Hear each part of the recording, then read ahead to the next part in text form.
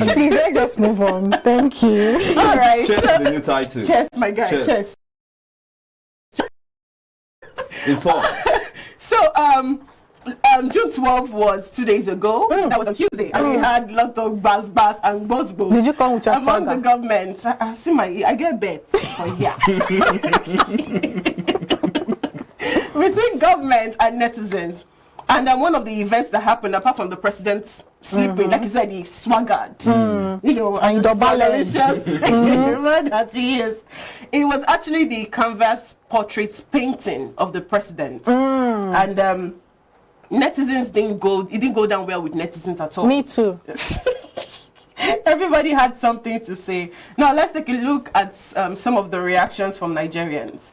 Now the first reaction said, "Is Tinubu now Nigeria's era of democracy? This represents the highest level of tokenism, psycho power I've ever seen. How can they unveil a painting to commemorate June 12th, Nigeria's Democracy Day, and it will be Tinubu and not MKO Abiola? How?" Another reaction. "When he was contesting for presidency, I told his supporters that cared to listen that if God forbid he becomes president, he's going to attempt to turn Nigeria to his personal property, the same way he did Lagos. Of course, his supporters argued at that time. Today, painting." Another reaction. APC masters of frivolous expenditures, but turn blind eye on living minimum whatever they like, and not even the Senate question them. Another reaction. "It's not their fault. When you keep falling for their charade disguised as democracy, you can always expect this kind of indifference to your suffering. It's your fault. 2027 will be here soon, and you lot will again rush to the polls to go play in that losing game. You will not learn, so why should they care?" Another reaction. "Nigeria is being governed by highly emotional and petty old people.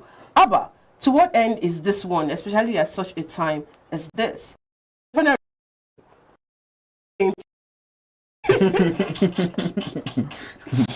OJ, Nigerians always think of the worst. you know. So, how do you react? You said it didn't go down well with you. No, it did not. So, why? Okay, first of all, when I saw them unveiling a portrait, I thought finally we're going to have something for MKO Abiola, and it turned out not to be him. When are we really going to allow that man to, like, you know, take the glory for, you know, whatever happened on June 12th? It is. It's a good thing that we now celebrate Democracy Day on June 12th. It is good, but I feel like if anything was going to be unveiled, it should be him. At least for the first time, something will be.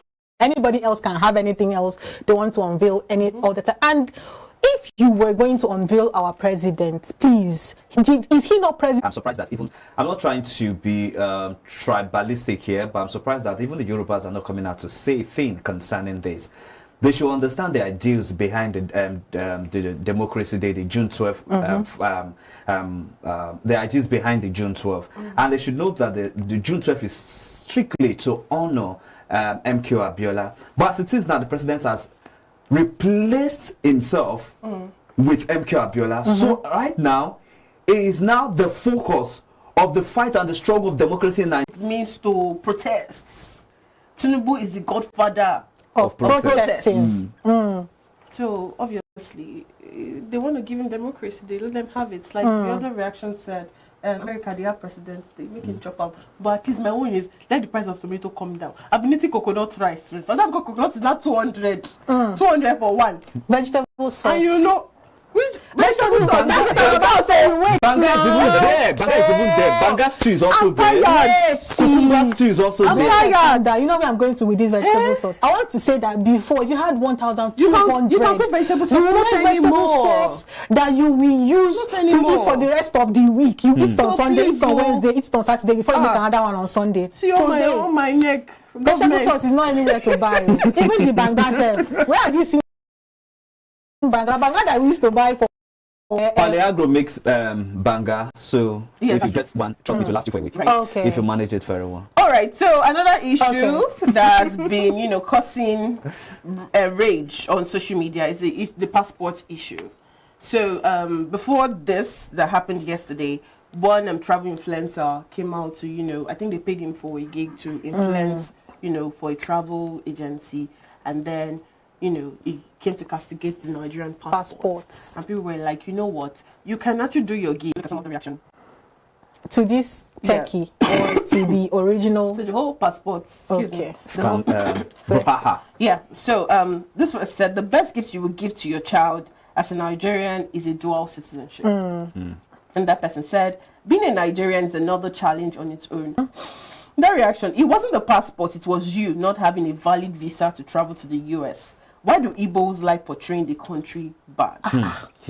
The problem was that you didn't have a visa, not the visa in. And if you didn't get the passport in time, then he can't even go applying for a visa. Because the moment you apply, you're required to submit your passport. So, I mean, this person clearly doesn't understand what it takes to arrange and prepare for travels outside the country. And also, I saw that original tweet about the travel influencer, and I feel like it was very unnecessary. See, I have experienced the profiling that happens to Nigerians on at international airports. I can promise you, I did not feel good that day at JFK. It was not amazing. It was not a nice experience.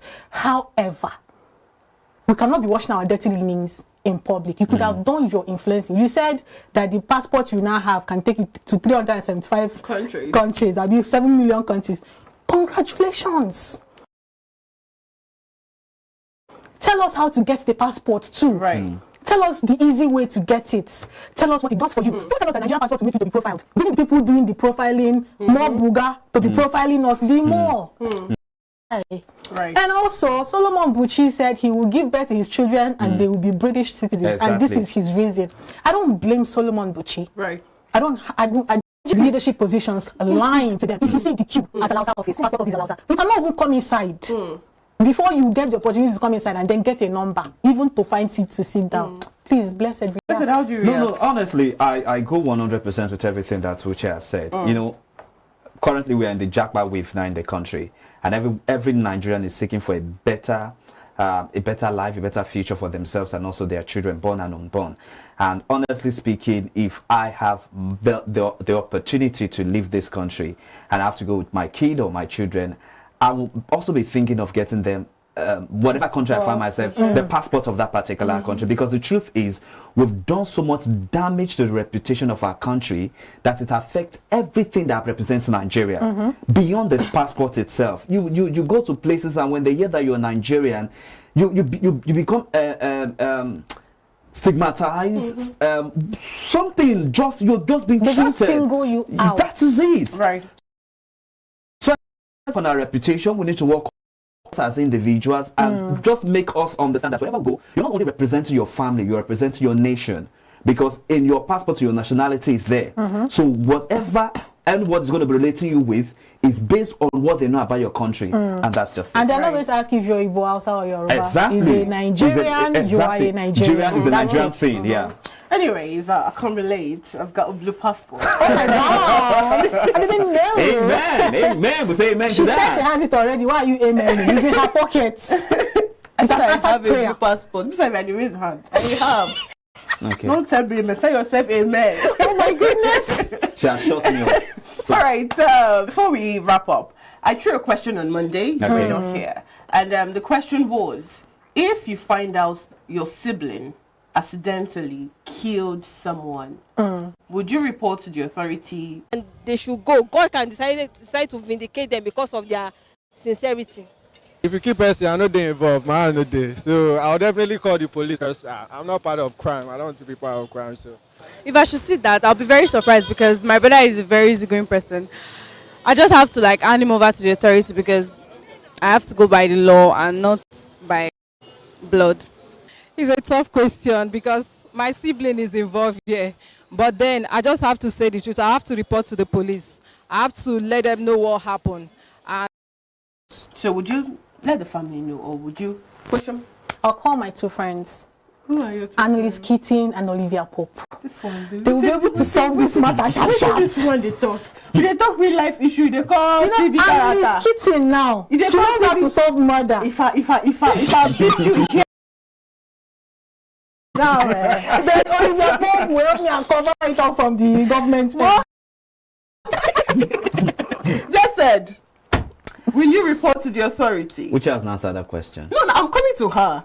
You say Olivia Pope and I'm coming to her. It's a dicey one. Family first. Yay! You tell your family or half the person's family. Family first. Which His family now. Oh, Kill your somebody family. now. Family first. To do the right thing. But It's not. then your conscience is not It's really my conscience. strong I then will because keep pricking him or her. What if the person ran away from home? I'm We'll refusing. call police to find them. So that's bad, yeah. She's been sarcastic. You can hear the sarcasm in her voice. Well, this is where we actually, wrap up. we go nowhere. No, you can't do that. You must ask me a answer. question now. You expect to be answering the Anyway, question. you're the game master It's here, ahead now. so It's it's not okay. It's done. okay. You don't have to. It's fine. You don't have to. We'll let it slide. By Monday, I would actually get another question, so we can allow Nigerians air, their The opinions. views, yeah. Views, yeah. Okay, that's it. Thank you, Debbie, for You're dropping welcome. by. It is still iBrand Daybreak. This is where we draw the curtain on today's edition. And of course, it's the last edition for the week. We will return on Monday, hoping that your steez, your swagger, ballet is intact. And of course, to all our Muslim brothers and sisters who are celebrating this weekend and beyond, remember that we are there, Right. we'll come and say hello to you in your family houses. Amen? Right. Amen. Yes! And this is what we enjoyed. Thank you so much for staying with us. iBrand Digital will continue to bring you interesting content, so do not go anywhere. My name is Uche Zoe. And I'm Deborah Eze. I'm blessed. I'm a new say. Glad to have you join us on this edition of the program. To have for yourself a wonderful weekend. Bye-bye.